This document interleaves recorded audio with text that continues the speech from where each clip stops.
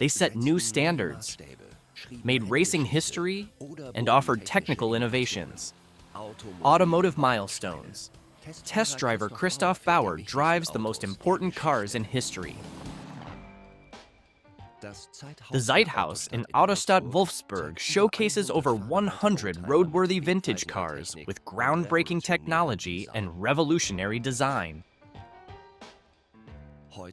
Today, we are going on a test drive with an icon of sports car history.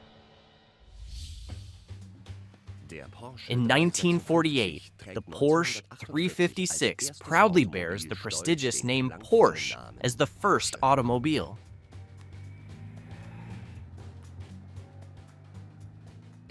In vehicle construction, however, they are by no means beginners anymore. The brilliant engineer Ferdinand Porsche founded the design office Porsche in Stuttgart back in 1931 and designed various cars for different brands.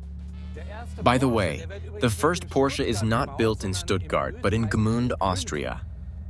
Because at the end of the Second World War, the entire company moves to this remote farming village due to massive bombing raids. And the first Porsche also does not originate from the pen of the company patriarch Ferdinand, but rather from his son, Ferry, who realizes the project to build a sports car from VW parts. And when he presents the Porsche 1 to his father, the latter is full of praise and says, "I wouldn't have done a single screw differently." Ferdinand Porsche is a pioneer in automobile construction.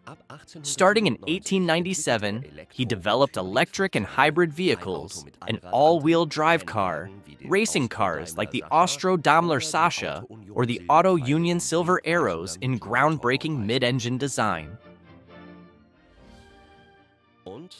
And of course, the legendary VW Beetle.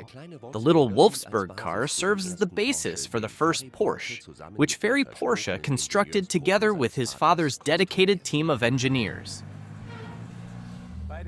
In the early Porsche 356 models, there's still a tuned Beetle engine under the hood with just 40 horsepower. Not really suitable for a sports car, but they're still fun.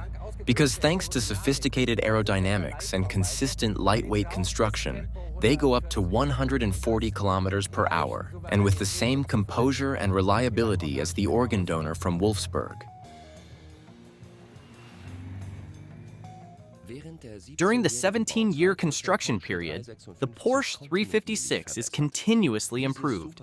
This Super 90 Cabriolet from the year 1960 is one of the most refined versions.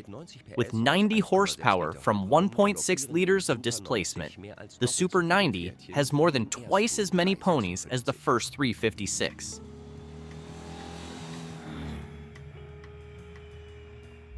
Well, when you are warming up leisurely, the rattling and chattering really reminds you of the VW Beetle. But its true character, the Boxer shows when it reaches the green range of revolutions, around 3,000 revolutions per minute. It eagerly pulls through to 5,500 revs and then really goes forward nicely. And the sound, it's addictive. You like to give it some revs in between, even when the gearbox doesn't require it.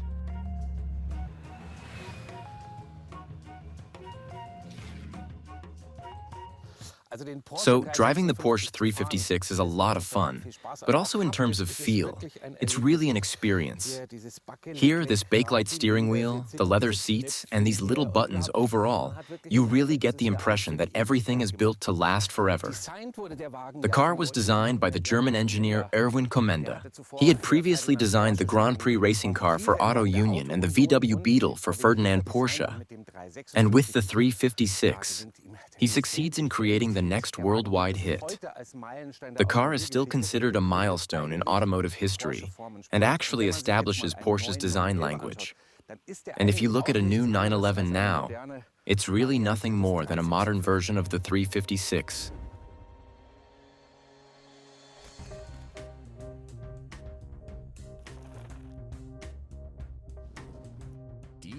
This face is simply unmistakable.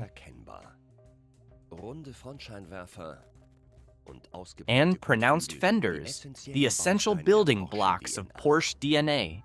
Even today, the gently sloping rear end is typical Porsche, although the teardrop-shaped streamlined design is now considered outdated.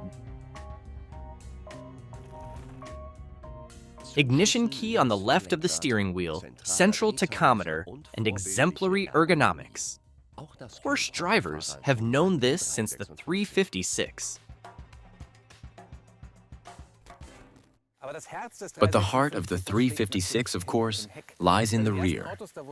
In the first cars, they used to install souped-up engines from the Beetle. But here a four-cylinder boxer engine designed by Porsche is already working, with overhead camshafts, 1.6 liters of displacement and 90 horsepower. And that owes it, among other things, also, these 240 Solex carburetors.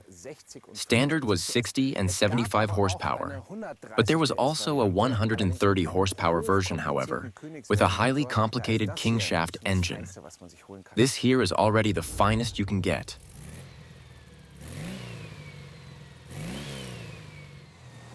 The boxer engines are considered extremely reliable and durable. Back then, as today, a Porsche is a sensible sports car. That's also what makes it unique.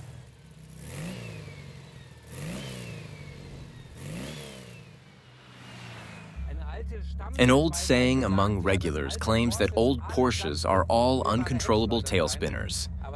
But that's total nonsense. The late 356 models truly shine with foolproof handling, allowing for cornering speeds where some competitors would have long ended up in the ditch. That is, of course, a bit of a risk if you overestimate yourself and take the curve too fast and then suddenly take your foot off the gas in a panic. Then it can happen that the rear overtakes you. Experienced drivers in the 356 leave much stronger competitors behind. In the 1950s, purist sports cars laid the foundation for Porsche's unique motorsport history with an incredible 30,000 race victories to date. When a successor model is announced in 1963, there is an outcry of indignation, both among the fans and in the professional press. It is said that a new Porsche can never be better than the old one.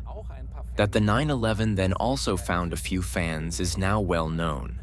As its ancestor and as the very first Porsche model ever, the Porsche 356 is definitely a milestone in automotive history.